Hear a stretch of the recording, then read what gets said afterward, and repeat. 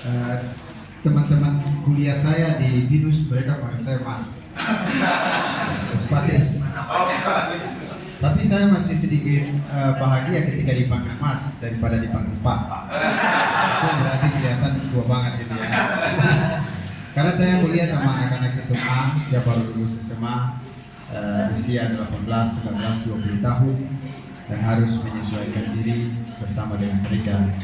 Ketika sudah bersama-sama mereka mengajak, ayo Mas kita nongkrong. Kami nongkrong dari jam 9 satu waktu, kita nongkrong dari jam 9 pagi sampai jam 12 malam. Sebagai orang yang seringkali suka memanfaatkan waktu untuk hal penting, saya lalu melihat waktu dan saya mengatakan dalam hati, wah ini rugi sekali saya hidup sama mereka. Tapi ya harus menyesuaikan. Seringkali mereka panggil, ayo kita ngepam, apa-apa. Saya suka harus sama-sama dengan mereka supaya juga diterima di dalam kalangan mereka, tidak untuk buat yang macam-macam, tapi supaya diterima. Kami pergi sama-sama menyanyi dan lain-lain. Nama saya Romo Patrisius Ormas, biasa dipanggil Romo Patris. Saya Imam Projo Keuskupan Amboina dari Maluku, Ambon. Sekarang saya baru berusia imamat 16 tahun. 16 tahun. 40 kan? Pernah jadi bendahara Keuskupan Ambon, tapi juga kemudian Romo Paroki di Gereja Katedral Ambon. Kurang lebih 5 tahun. Baru kemudian saya ditugaskan Bapak Uskup untuk kuliah di BINUS. Di BINUS, Bapak Uskup menentukan saya untuk mengambil mata kuliah marketing komunikasi. Di marketing komunikasi itu kita belajar bagaimana membranding sesuatu. Tapi saya memilih itu corporate branding. Jadi membranding tentang organisasi, tapi juga bisa tentang market atau kemudian menjual membranding sesuatu produk dan lain-lain itu kita juga bisa. Kalau kemudian umat sering bertanya kepada saya, terus Romo kalau misalnya pulang ke Ambon nanti mau jual apa? Ya kan kalau marketing itu kan marketing komunikasi berarti menjual sesuatu kan? Nah, orang-orang marketing kalau orang di sini pasti berpikir, saya juga berpikir ini mau jual apa ini? Jual gereja atau jual rumah atau jual apa? Jual aset. Pokoknya kita akan membranding secara rohani, menunjukkan kepada umat bagaimana keuskupan kita sekarang.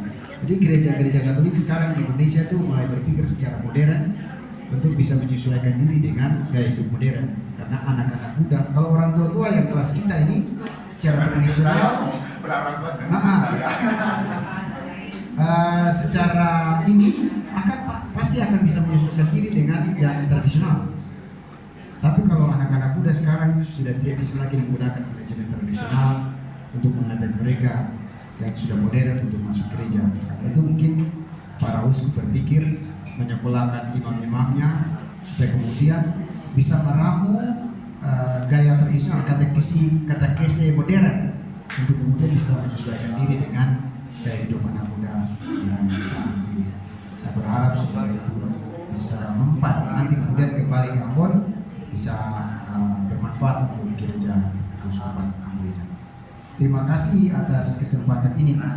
Informasi kami di BINUS Square itu sekarang ada 2 suster dan 6 romo. Ya, 6 romo. Jadi kalau misalnya ada yang membutuhkan romo untuk bisa langsung menghubungi romo-romo di BINUS Square. Saya dari Keuskupan Amboina, kemudian semua projo sih. Saya Keuskupan Amboina, ada 1 dari Keuskupan Merauke, Papua, dan kemudian yang lain itu dari Keuskupan di NTT. Ada ND, Maumere, sama Larantukan. Jadi kita semua projo tinggal di sana sama-sama dengan mahasiswa-mahasiswi di BINUS Square. Tadi Bapak bilang tentang Ambrosius itu bagus. Saya baca juga tentang Ambrosius.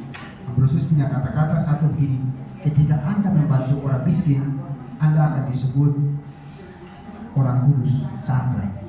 Tetapi ketika Anda bertanya, kamu sudah makan atau belum? Maka kamu akan disebut komunis. Ambrosius mengatakan itu supaya mengajak kepada kita sekalian bahwa melakukan perbuatan baik itu jangan bertanya. Jangan bertanya kamu sudah makan atau belum, atau kamu itu dari mana dan mana. Pokoknya mau berbuat baik, berbuat saja. Nanti kemudian Tuhan membalas upah kita. Saya menutup perkenalan saya dengan satu kata yang bagus yang pernah saya baca. Para petapa pernah mengatakan seperti begini: orang kaya membantu orang miskin membangun rumahnya di dunia, tetapi sebaliknya orang miskin membantu orang kaya membangun rumahnya di surga. Amin.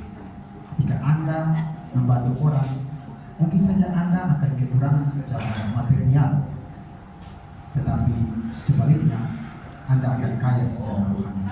Maka marilah seperti Santo Ambrosius, kita saling membantu supaya kemudian upah kita banyak di surga. Terima kasih.